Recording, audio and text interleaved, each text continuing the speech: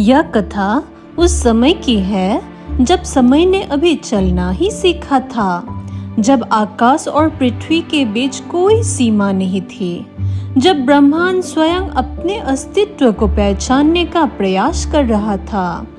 उस आदिकाल में जहाँ केवल चेतना थी, वहाँ सृष्टि के रचयिता पितामह ब्रह्मा अपने तपस्या में लीन थे। उनके नेत्रों में भविष्य था और उनके हृदय में सृष्टि की चिंता। तभी अपने दाहिने अंगूठे से उन्होंने एक महान सत्ता को जन्म दिया। उनके नाम थे दक्ष प्रजापति।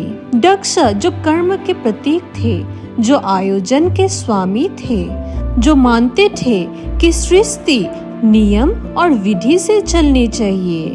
दक्ष ने सोचा, यदि सृष्टि को स्थिर रखना है तो देवताओं को एक सूत्र में बांधना होगा। और तब उन्होंने एक महायज्ञ का आयोजन किया। ऐसा यज्ञ जिसमें 7 ऋषि आए। 7 ऋषि अपने अपने दायित्व संभालते हुए।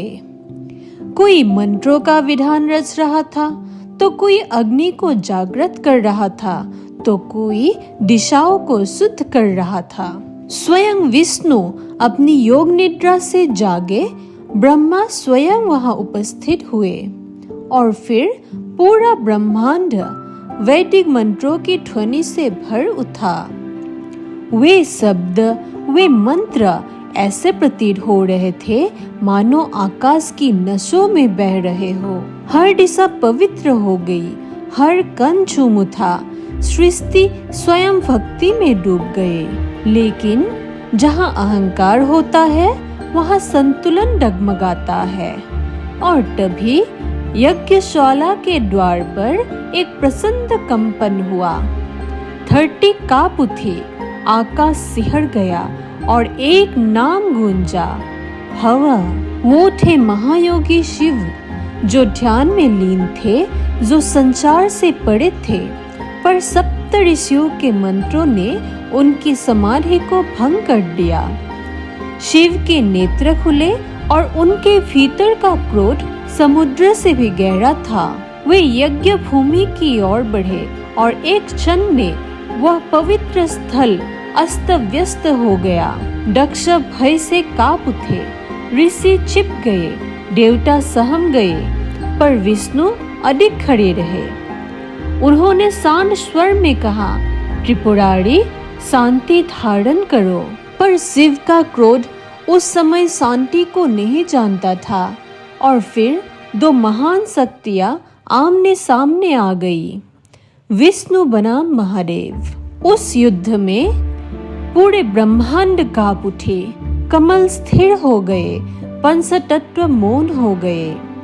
तब ब्रह्मा ने हाथ जोड़ दिए। उन्होंने कहा, रुको, यदि तुम दोनों लड़ते रहे तो यह सृष्टि नष्ट हो जाएगी।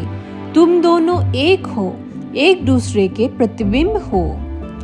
उन शब्दों ने दोनों को जगा दिया।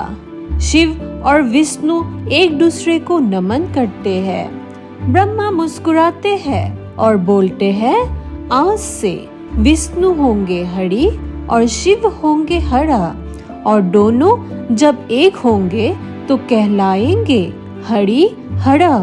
कुछ समय बाद विष्णु ने देखा कि ब्रह्मा के मुंह पर थकान थे।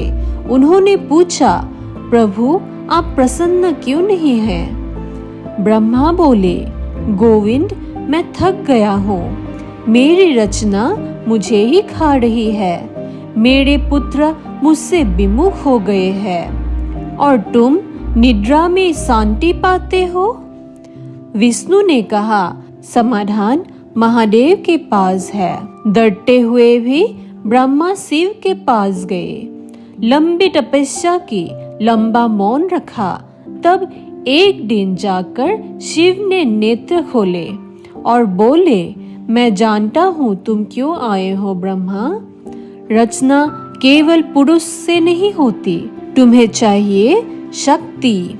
शिव का रूप बदलता है, आधा पुरुष आधा नारी, अर्धनारीश्वर।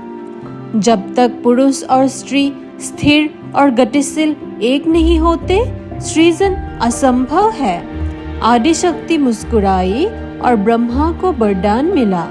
तब ब्रह्मा ने मनु और ब्राह्मी की रचना की और वहीं से मनुष्य जन्मा।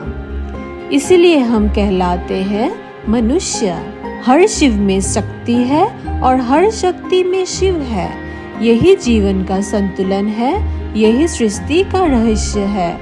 जय हरिहर, जय आदि शक्ति।